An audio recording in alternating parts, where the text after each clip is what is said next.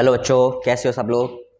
देखो, ये जो क्लास है ये संविधान के एक टॉपिक की होने वाली है और हम लोग जो आज बात करने जा रहे हैं बेटा, वो बात करेंगे भारत के महान्यायवादी के बारे में। किसके बारे में? भारत के महान्यायवादी के बारे में। ठीक है, चलो शुरुआत करते हैं।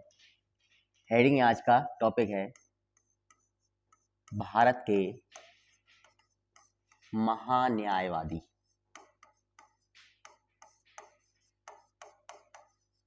ठीक है, किसके बारे में बात करने जा रहे हैं बेटा? आज भारत के महान्यायवादी के बारे में बात करेंगे हम लोग, है ना। चलो, सबसे पहले बात करते हैं कि संविधान में कहां पर इस बात का जिक्र है कि भारत के लिए जो है एक महान्यायवादी की व्यवस्था होनी चाहिए या एक महान्यायवादी व्यक्ति होना चाहिए। तो देखो, हम लोग अगर जाएं तो हमें जाना पड़ेगा संविधान के अनुच्छेद 76 में, यानी कि 76 में जाएंगे। अनुच्छेद 76 में यह बताया गया है कि भारत में क्या होगा, एक भारत का महान्यायवादी होगा। क्या होगा? भारत का एक महान्यायवादी होगा जो प्रथम विधि अधिकारी होगा। क्या होगा? जो प्रथम विधि अधिकारी, यानी भारत का प्रथम विधि अधिकारी माना जाएगा, अधिकारी होगा। ठीक है, या माना जाएगा। यानी बात करें, ये क्या होता है? ये भारत का प्रथम विधि अधिकारी होता है। कौन होता है? भारत का प्रथम विधि अधिकारी होता है। अच्छा, काम क्या होता है मुख्यतः इसका? देखो, काम होता है भारत सरकार का उच्चतम न्यायालय में पक्ष रखना। मान लो कोई केंद्र सरकार है, उस पर कोई मुकदमा चलता है, उससे संबंधित कोई कार्रवाई होनी है या फिर किसी भी प्रकार का उसका केस लड़ा जाना है, तो उसके केस लड़ने के लिए क्या चाहिए? एक वकील चाहिए। और इस केंद्र सरकार के केस लड़ने के लिए जिस वकील की नियुक्ति की जाती है वही क्या कहलाता है? भारत का महान्यायवादी कहलाता है। क्या कहलाता है बेटा? भारत का महान्यायवादी कहलाता है। तो सबसे पहले काम क्या रहता है? सरकार का उच्चतम न्यायालय में, कहां पर? सरकार का उच्चतम न्यायालय में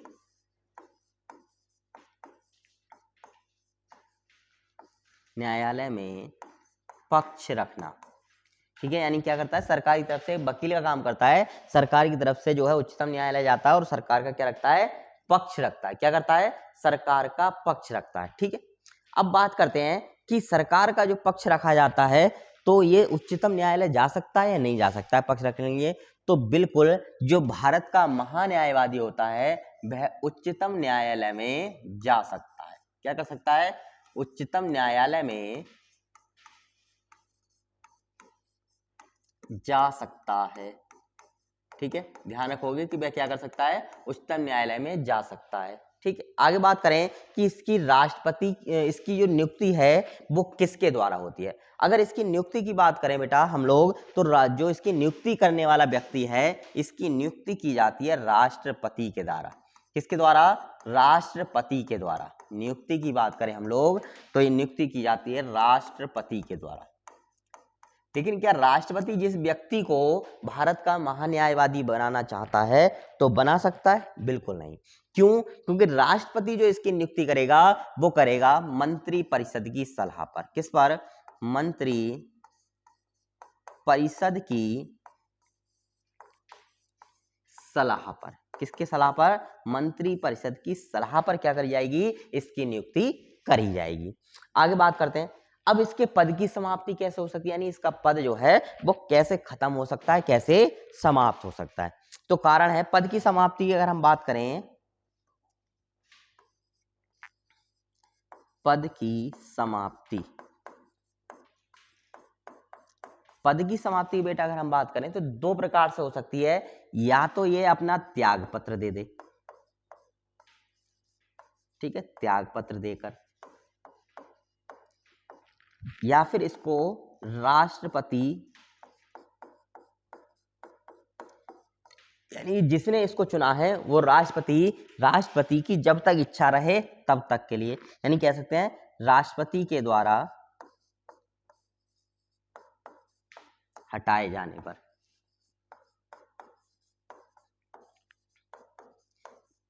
राष्ट्रपति के द्वारा हटाए जाने पर, यानी कहें तो राष्ट्रपति के द्वारा क्या हो सकता है, इसको हटाया जा सकता है। ठीक है, यानी राष्ट्रपति के प्रसाद पर्यंत या क्या करता है, अपने पद को धारण करता है। अब सबसे पहले बात करते हैं अगली बात कि इसके लिए योग्यताएं क्या होनी चाहिए, यानी इस पद पर चुने जाने के लिए किसी व्यक्ति को योग्यताएं क्या चाहिए। योग्यताओं की बात करते हैं। देखो, योग्यता की अगर हम बात करें तो सबसे पहली अगर हम बात करें तो एक चीज तो क्लियर है कि क्या होना चाहिए, भारत का नागरिक होना चाहिए। क्या होना चाहिए, ये भारत का नागरिक होना चाहिए, नागरिक होना चाहिए। ठीक है, पहली बात क्लियर हो गई, भारत का नागरिक होना चाहिए।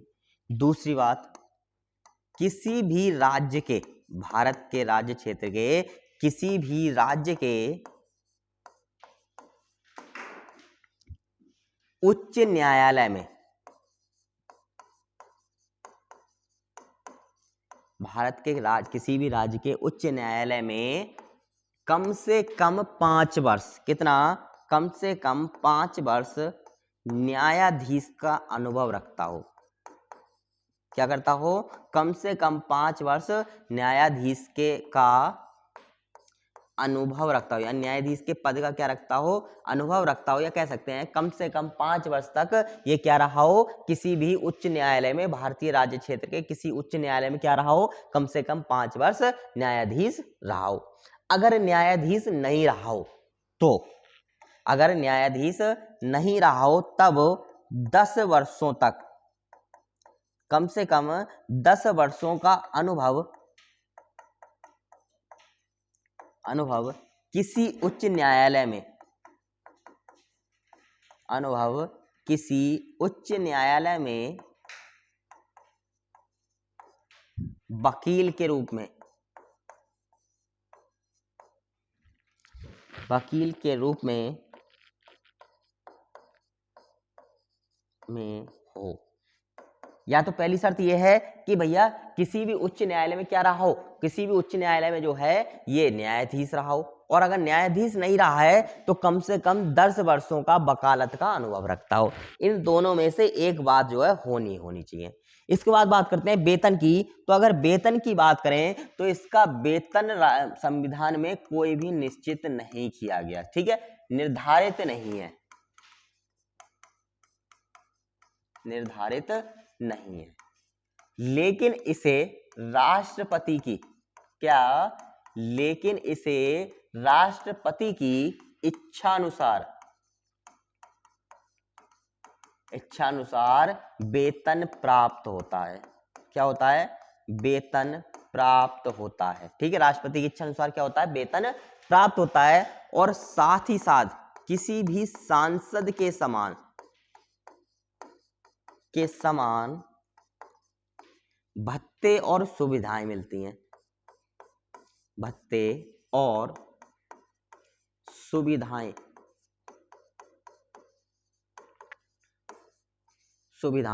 प्राप्त होती हैं,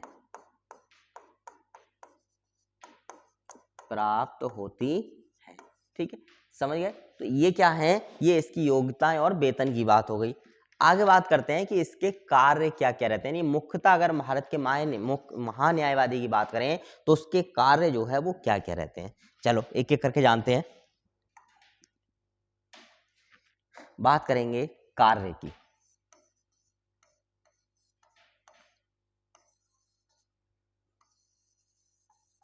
ठीक है, कार्य की बात करते हैं।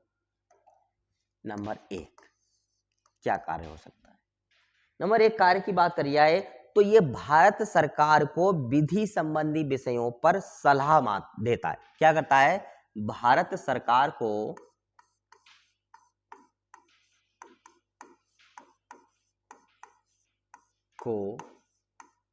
विधि संबंधी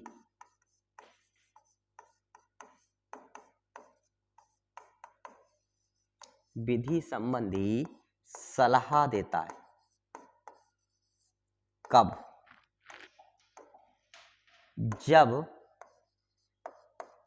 राष्ट्रपति द्वारा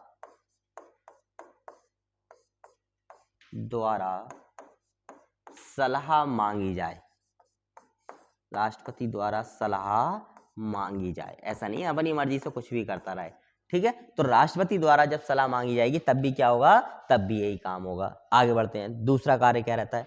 अगला कार्य रहता है राष्ट्रपति द्वारा सौंपे गए विधिक कार्यों का पालन करना। क्या, राष्ट्रपति द्वारा सौंपे गए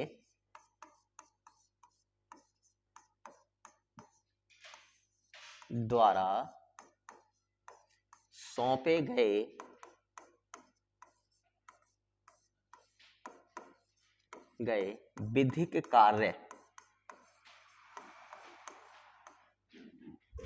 ठीक है। यानी राष्ट्रपति ने विधि संबंधी जो कार्य इसको सौंपे हैं, विधि कार्य का पालन करना,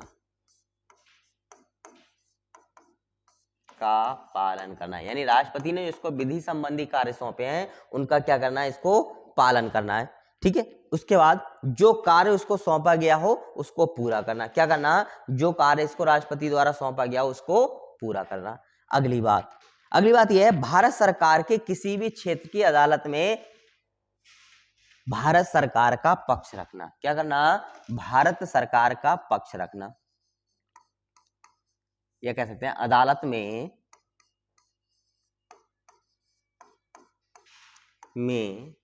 भारत सरकार का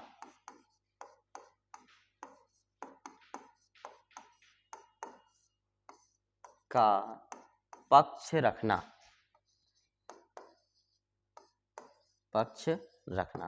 ये काम भी किसका रहता है, ये काम भी रहता है भारत के महान्यायवादी का। अगली बात करी जाए, संयुक्त बैठक में भाग ले सकते। देखो और क्या कर सकता है, ये जो है दोनों सदनों की संयुक्त बैठक में या कार्यवाही में भाग ले सकते। क्या कर सकता है, संसद की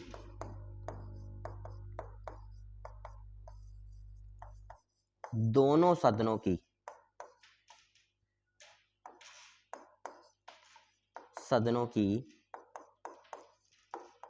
बैठक में भाग ले सकता है।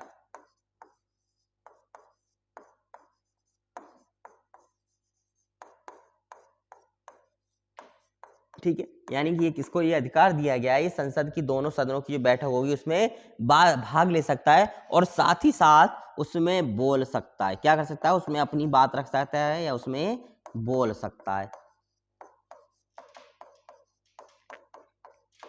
ठीक है, क्या कर सकता है, उसमें बोल सकता है। आगे बात करें और क्या रहेगा, देखो इसके अलावा बात करें, देखो भाग तो ले सकता है लेकिन वोट नहीं कर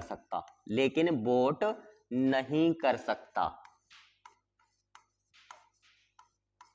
संसद की दोनों बैठकों में वोट नहीं कर सकता, ये अधिकार इसको नहीं दिया गया है। ठीक है, और बात हो गई थी हम लोग इसके बाद, क्या ये जब इतना काम कर रहा है तो संसद का सदस्य माना जाएगा। ठीक है, इस बात की बात करते हैं। तो देखो संसद का सदस्य नहीं माना जाएगा। ठीक है, संसद का सदस्य नहीं होगा,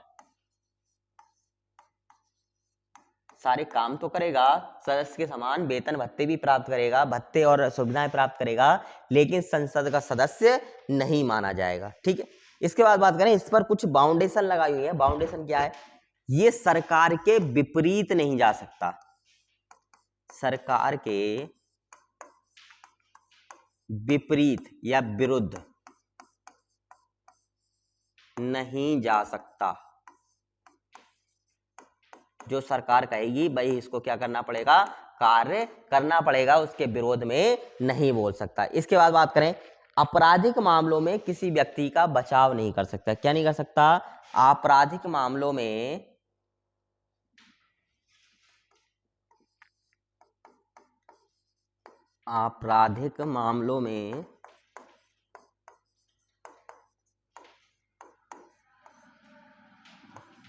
किसी व्यक्ति का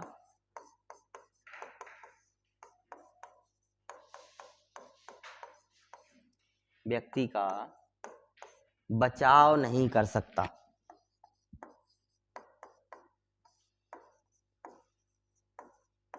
नहीं कर सकता।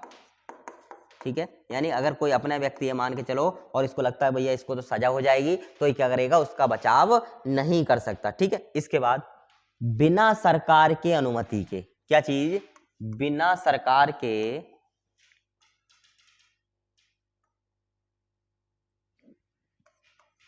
बिना सरकार की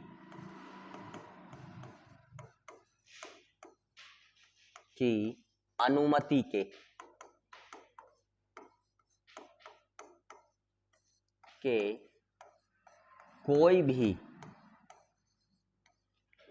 कोई भी पद धारण नहीं कर सकता, कोई भी पद धारण नहीं कर सकता, कोई भी पद धारण नहीं कर सकता। जो क्या लगी हुई है, इस पर कुछ बाउंडेशंस लगी हुई हैं। इसके बाद जो है हम फिर मिलते हैं एक नई वीडियो में नए टॉपिक के साथ में। आज का जो टॉपिक था हमारा वो क्या था, भारत के महान्यायवादी का था। फिर मिलते हैं नए टॉपिक के साथ में।